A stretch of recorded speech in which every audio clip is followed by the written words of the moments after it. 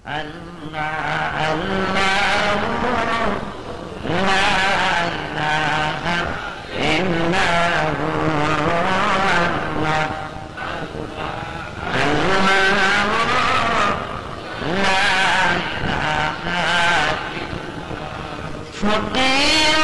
की मलजा और ज़ईफ़ों की मावा, यतीमों का वाली, गुलामों का मौला, नबी अल्लाह अल्लाह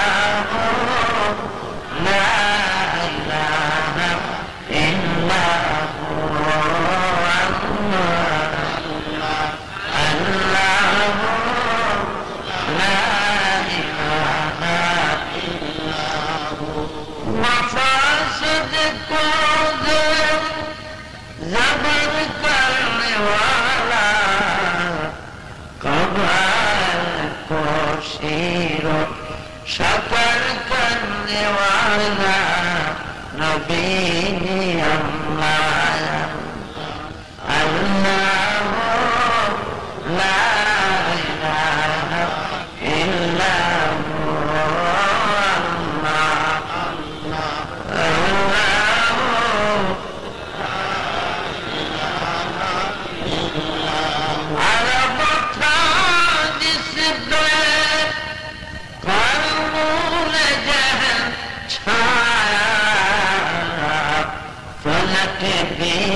से में उसकी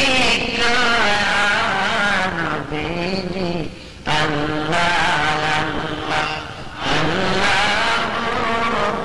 ला इलाहा इल्लल्लाह अल्लाह अल्लाह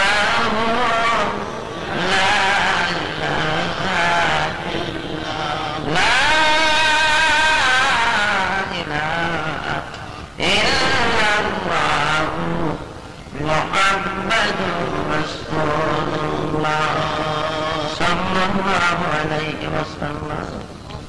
আমার নবীজি ইন্তেকালের পূর্ব মুহূর্তে হুজুরের স্ত্রী উম্মে সালমাকে ডাকলেন।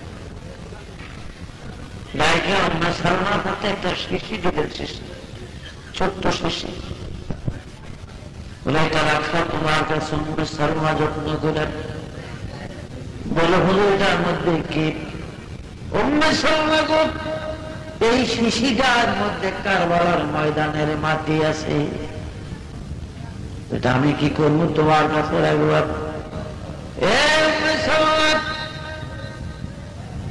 একদিন এমন সময় আসবে আমি পৃথিবীতে থাকবো না, আমার মা ফাতেমা থাকবে না, হাসান আমার আলী থাকবে না, ওমর উসমান থাকবে না, মুসলিম জানের বিখ্যাত বীর যোদ্ধারা খালেদ, ওলীদ, আবু উবাইদা, উকবায়া থাকবে না।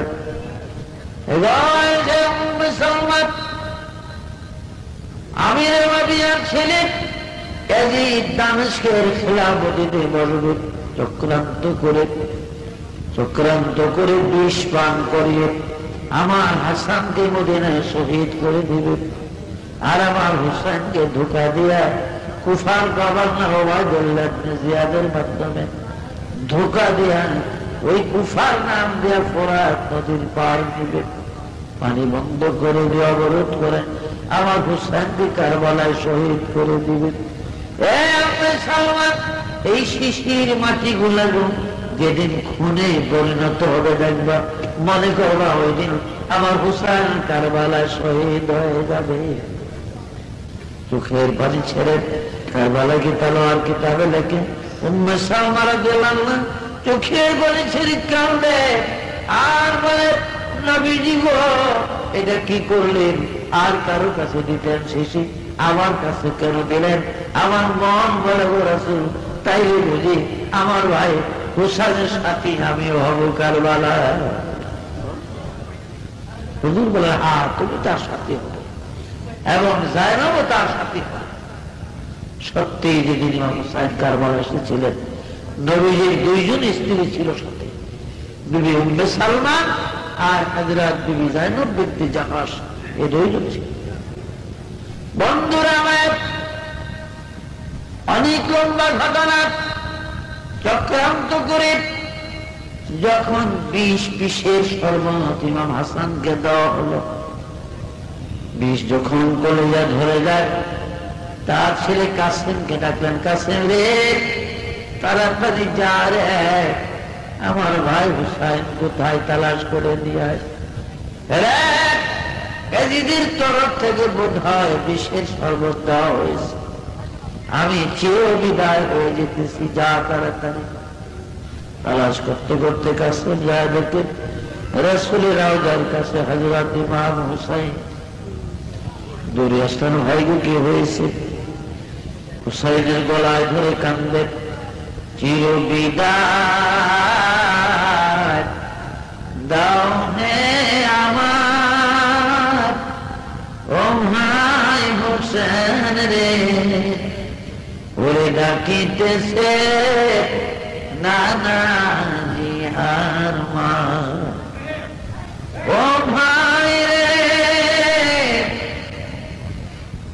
এমন দারুণ বিষ রে খাওয়াল আমারে,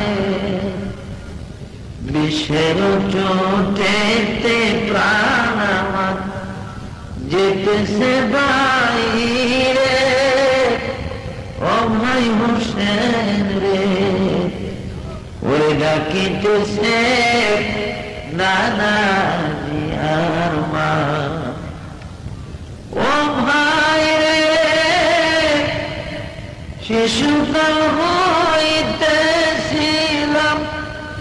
মোরা দুই ভাই মিলিয়া, এখনো যাইতেছি আমি তোমার সারিয়া।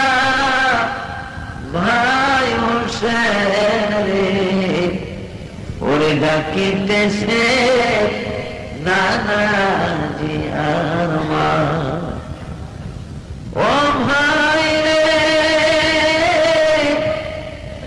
নানাজির কথা ভাই রে না হবে লঙ্ঘ, আমার হইতে হবে ভাই রে এই জগৎ মরা। ভাই হোসেন রে, ওরে ডাকিতেছে নানা জিয়ার মা। ও ভাই রে আল্লাহ যখন পাপি উম্মত বাইরে দিবেন দোজখেতে, তখন মাফ করাইব গুনাহগারদের মোদের শহীদের বরকতে। ভাই হোসেন রে, ওরে ডাকিতেছে নানা জিয়ার মা। ও ভাই শহীদ হইবা তুমি বাইরে কারবালার ময়দানে, ওরে নবীর বংশের কেউ রবে না শুধু জয়নাল বীরে। ভাই হোসেন রে, ওরে ডাকিতেছে নানা জিয়ার মা। ও ভাই রে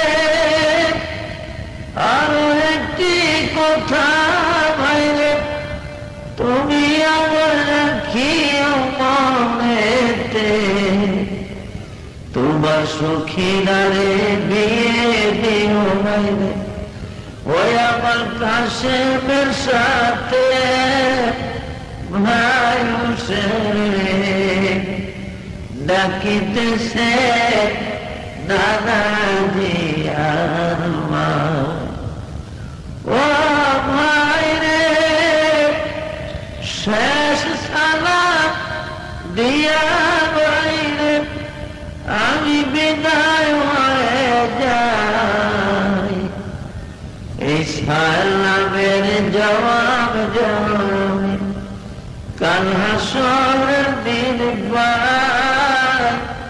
ভাই হোসেন রে, ওরে ডাকিতেছে নানাজি আর মা।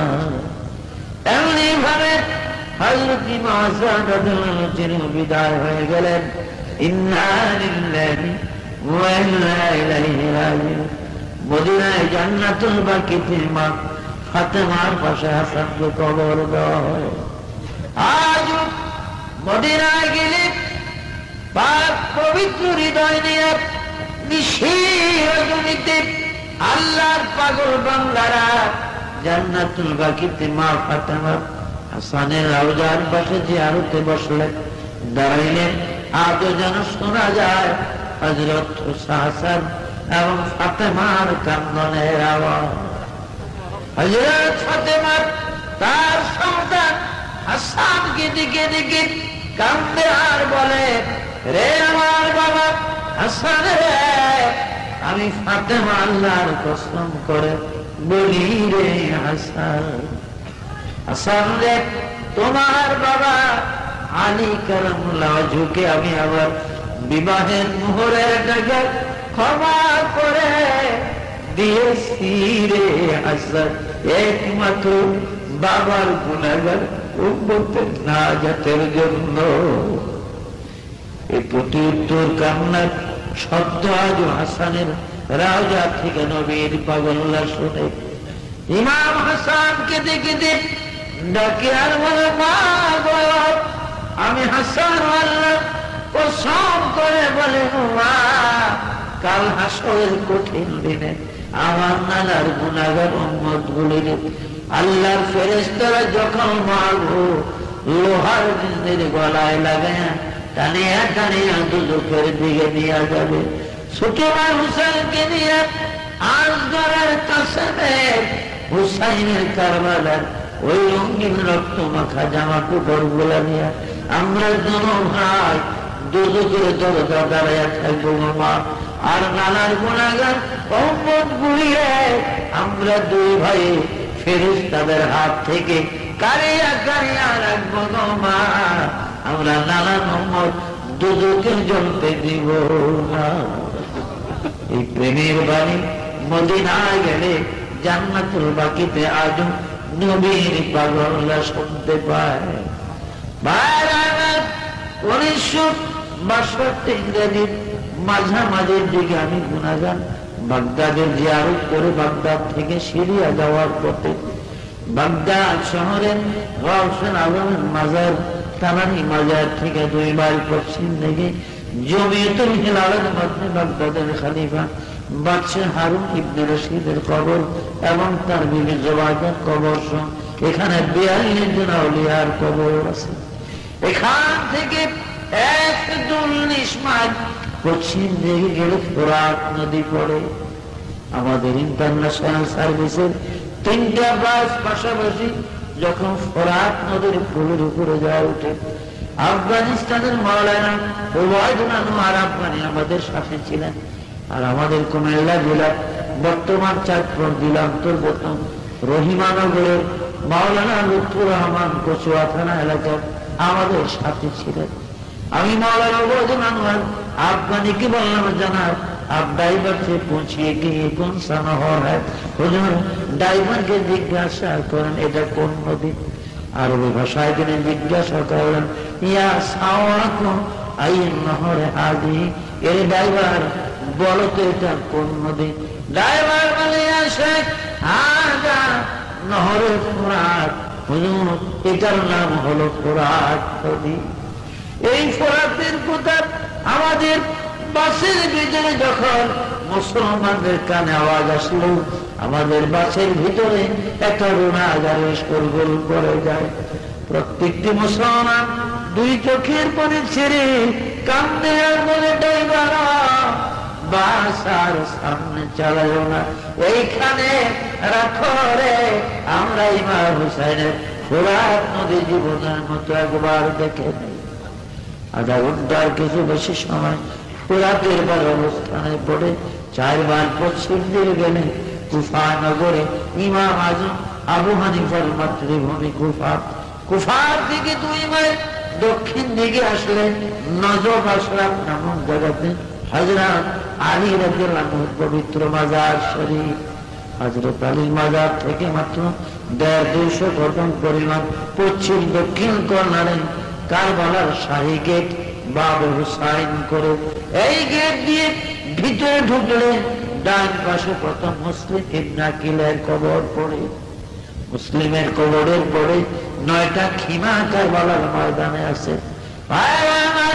9টা খিমা এবং কারবালার দক্ষিণ পূর্ব প্রান্তে ওয়াদি মারসিয়া নামক জায়গার মধ্যে আসগরের কবর আছে, কাসেমের কবর আছে, ইমাম হুসাইনের সাথী জাফরের কবর, আব্বাসের কবর এবং জাবালা মহল্লার আব্দুল ওয়াহাব নামে এক মুজাহিদের কবর। প্রায় 17টার মতন 117টা কবর আছে। এক একটা কবরের কাছে দাঁড়াইলে, এক একটি কবরের কাছে গেলে, এক একটা খিমার সামনে দাঁড়াইলে, ফোরাতের পারে পারে হাঁটলে, আসগরের কাসেমের কবরের কাছে দাঁড়াইলে, ফোরাতে পারে পারে হাঁটলে আজও যারা শোনা যায় গো ইমাম হুসাইনের সাথীরা ওই পানি পানি বলে কান্দে। ওই বুঝি রে শোনা যায় রে কারবালার মাঠে মুজারি।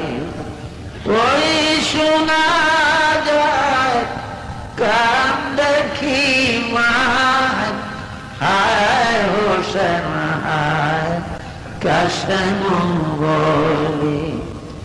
ওই শোনা যায় ওই খিমাতে সখিনার রোজারি। এই দুনিয়ায় কেহ নাই রে আমার মতো অবলারি। ওই শোনা যায় ওই খিমাতে শহর ভাবুর মাতে মুজারি। কাছে ভালো বেহসহালে আজ গরে কোলে করি জয়লালে বলে ধরি শহর ভালো গড়া গড়ি। আরে গয়লাল মার কুলে আরে গয়লাল মার কুলে কাফি তরি শীতল করি। আজ কারবালায় গেলে ফোরাত নদীর পানি ঘুরলে এক একটা কবরের কিনারে দাঁড়াইলে, আজমান জাফর আব্বাস ওহাবের কবরের পাশে দাঁড়াইলে, ফোরাতের পারে পারে হাঁটলে আজও যেন শোনা যায় গো ইমাম হুসাইনের সাথীরা যেন পানি পানি বলে কান্দি। এই কারবালার করুণ কাহিনী কেন হয়েছিল? আমার রাসূলুল্লাহ সাল্লাল্লাহু আলাইহি ওয়াসাল্লামের মাঝে মাঝে তিনি বিবি খাদিজার কথা যখন স্মরণ করতেন, আয়েশা সিদ্দিকার সামনে বিবি আয়েশার চক্ষুগুলা তখন লাল হয়ে যায়। উনি কথাটা আপনি স্মরণ করেন। 25 বছরের যুবক ছিলেন, 40 বছরের বুড়ো যুবক করলেন, খাদিজার কথা কেন স্মরণ করলেন? রাসূল চোখের পানি ছেড়ে কাঁদতেন আর বলতেন, আয়েশা গো আমি খাদিজার কথা স্মরণ করলে চক্ষু তোমার লাল করো না। খাদিজা আমার দুঃখের দিনের সাথী গো, তুমি আমার সুখের দিনের সাথী। আয়েশা খাদিজার অগণিত ধন দৌলত যদি গো আমাকে দান না করতো, এই পৃথিবীতে আমি কালেমা জারি করতে পারতাম না। আমার খাদিজা যদি না হইতো ফাতেমা হতো না, ফাতেমা যদি না হইতো তাহলে হাসান হুসাইন হতো না, আর হাসান হুসাইন যদি না হইতো তাহলে শহীদ কারবালা হতো না। শহীদে কারবালা না হলে আমার গুনাহগার উম্মত জান্নাতে যেতে পারত না। আমার হাসান হুসাইনের এই খুনের বিনিময়ে, শহীদের বিনিময়ে আমার উম্মত আমি পান করব। ভাইরা আমার, ইমাম হুসেনের সাথীরা অনেকেই মারা গেলেন, অনেকেই মরে গেলেন। ভাইরা আমার, পানি অবরোধ করেছে আব্দুল ওহাব নামে জাবালা মহল্লার একটা ছেলে, মাত্র 14 বছরের যুবক, 17 দিন ধরে বিবাহ করেছে। মার একই সন্তান আদর করে বিবাহ করিয়েছে। আজ 17 দিন বিবাহের বয়স। নব স্ত্রীকে নিয়ে, নতুন বউ নিয়ে ঘরে বসে আছে। এমন সময় আব্দুল ওহাবের মা দরজায় দাঁড়ায় রেখে, রে আব্দুল ওহাব, কথা শুন। দরজায় দাঁড়ায় বলে, কি বলবো মা, বলো। আব্দুল ওহাব রে পথি দিয়া পথিক রে বলতে বলতে গেল রাসূলের দুলাল ফাতেমার কলিজার টুকরা ইমাম হুসাইন নাকি কারবালায় বিপদে পড়ে গেছে। বেজিদের সোনারা পানি বন্ধ করে দিয়েছে। আব্দুল ওহাব রে, আমার মন বলে রে বাবা, জান্নাতে যাওয়ার এমন সুযোগ জীবনে আর পাবে না। আর দেরি নাই, তাড়াতাড়ি আব্দুল ওহাব যুদ্ধের ঘোড়ায় চড়ে, যুদ্ধের পোশাক পরিধান করিয়া, তীর তলোয়ার ঢাল কামান নিয়ে মার দরজায় দেয় হাজির। মা কদম বসি করে বলে, মা বিদায় দিগো মা, আমি ইমাম হুসাইনের সাহায্যের জন্য এই মুহূর্তে কারবালায় রওনা হলাম। ও মা, তোর ওহাবের বিদায় দেয়, আর হয়তো আসরের ময়দান ছাড়া দেখা হবে না। মা দুঃখিনী চোখের পানি ছেড়ে কাঁদলেন। আব্দুল ওহাব রে, যাক, আমি হাসি মুখে খালি খালে উত্তর দিয়ে তোর বিদায় করে দিলাম। যারে আব্দুল ওহাব, যা, আমার হৃদয় আমার মন ওই দিন ঠান্ডা হবে রে, যেদিন আসরের ময়দানে আল্লাহ রাব্বুল আলামিন আমাকে শহীদের জননী বলে ডাক দিবে। মায়ের থেকে বিদায় দিয়ে এবার আব্দুল ওহাব বিবির ঘরের দরজা আবার গেলেন। বিবি গো, আর 17 দিন তোরে বউ বানাইয়া ঘরে আছে। তোর জীবনের কত পরিকল্পনা, সংসারের কত বিলাস জীবন তোর চোখে ভাসতেছিল বিবি, সবই তো বিস্মার হয়ে যাবে। বিবি গো, তোর জীবন রাখার কয় তোর পূরণ হলো না। রাসূলের নাতি ফাতেমার দুলাল হুসাইন গো কারবালায় বিপদে পড়ে গেছে। আমি মুসলমান হয়ে কেমন করে বসে থাকি? বিদায় দে, হয়তো হয়তো বিবি আসরের ময়দান ছাড়া আর দেখা হবে না। আব্দুল ওহাবের 17 দিনের পূর্বের বিবাহিত স্ত্রী স্বামীর কদম বসি করে বলে, স্বামী গুজার ও সব আল্লাহ, শাশুড়ি আম্মা যখন আপনাকে বিদায় দিয়েছে গো স্বামী, আমি সাথে সাথে এই দেখেন হাত পায়ের শরীরের গহনা পত্র গুলা খুলিয়া ফেলাইছি। স্বামী যান, আমি মন উজাড় করে অন্তর থেকে আপনাকে চির বিদায় দিলাম। যান, আমার মন আমার অন্তর ওই দিন শান্তি পাবে। স্বামী বুঝে আসরের ময়দানে আমার আল্লাহ পাক আমি অভাগিনীকে শহীদের স্ত্রী বলে ডাক দিবে। তারাই ছিলেন মুসলমান, তাদের ছিল ঈমান, রাসূলের প্রতি, আওলাদের প্রতি কত প্রেম, কত মহব্বত তাদের ছিল। এই জন্য ইমাম হযরত ফাতেমা রাদিয়াল্লাহু আনহা, মুফতি শফি রাহমাতুল্লাহর কিতাব রাহে হক এবং সফি নেই নুহের মধ্যে আছে, বিভিন্ন কিতাবও আছে। আমার হাসান হুসাইনকে ভালোবেসে তাদের দুঃখের জীবনের কথা স্মরণ করেন। আমার বাবার কোন মতে চোখের যদি এক ফোঁটা পানি জমিনে পড়ে, কসম আল্লাহর, বাবা উম্মত ছাড়া আমি ফাতেমা জান্নাতে যাব না। বলেন আলহামদুলিল্লাহ।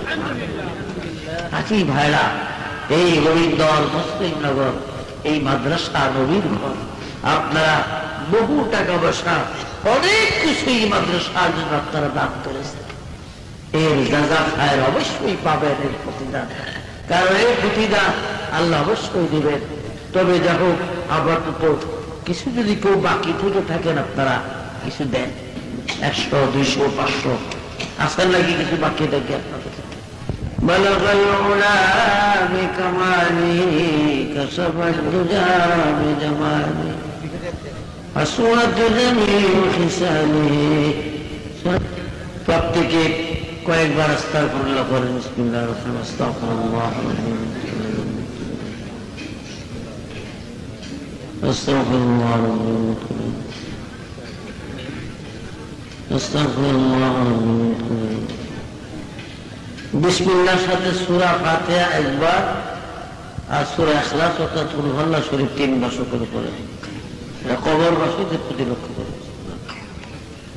ربنا ظلمنا أنفسنا وإن لم تغفر لنا وترحمنا لنكونن من الخاسرين رب ارحمهما كما ربياني صغيرا رب ارحمهما كما ربياني صغيرا رب ارحمهما كما ربياني صغيرا। يا الله 2 দিন ব্যাপী মাদ্রাসা ইসলামী জলসা শেষ মুহূর্তে আমরা আপনার শাহী দরবারে জীবনের গুনাহ লয়ে হাত উঠেছি। আল্লাহ আমাদের সকলের জীবনের গুনাহ মাফ করে দেন। ইয়া আল্লাহ এর হাদিস সবগুলি প্রিয় নবীর রাজা পাকে সোনার মদিনা পৌঁছিয়ে দেন। رسول پاک رالو اولاد اللہ مطہرات ردوان آجمین دلوات بوسید تمام انبیاء تمام جاندر مومن مومنات مسلم مسلمات فی مشاغل الحوض کتو پڑتے کروا دے بوسید اللہ আমাদের মা বাবার কবর জান্নাতের বাগান করে দেন, তাদের কবরে রাজিয়া বসিয়ে দেন। আল্লাহ ইয়া মাবুদ আল্লাহ আমাদের মধ্যে যারা বেনামাজি তবে নামাজি বানিয়ে দেন, বেরোজাদারকে রোজা রাখার তৌফিক দেন, বেপরদা মা ভগ্নীগুলো পর্দা নিশীন বানিয়ে দেন, পিতা মাতার অবাধ্য সন্তান মা বাবার খাদেম বানিয়ে দেন। আল্লাহ যারা বিমারি তাদের বিমারকে আরোগ্য করে দেন, অভাবী যারা তাদের অভাব দূর করিয়ে দেন, বেরোজগার যারা তাদের রুজির বন্দোবস্ত করিয়ে দেন। আল্লাহ আল্লাহ গো সারা জীবনে গুনাহ লয়ে হাত উঠেছে, আল্লাহ মেহেরবানি করে আমাদের জীবনের গুনাহগুলি মাফ করে দেন। আল্লাহ এই মাদ্রাসা দ্বারা টাকা দিয়া ধান দিয়া আল্লাহ বিভিন্ন জিনিসপত্র দিয়া লবণ দিয়া আল্লাহ গো চাল দিয়া সাহায্য করলো। আল্লাহ এর চা খায় এ যা যা খায় সবাইকে দিন ও দুনিয়ায় দান করে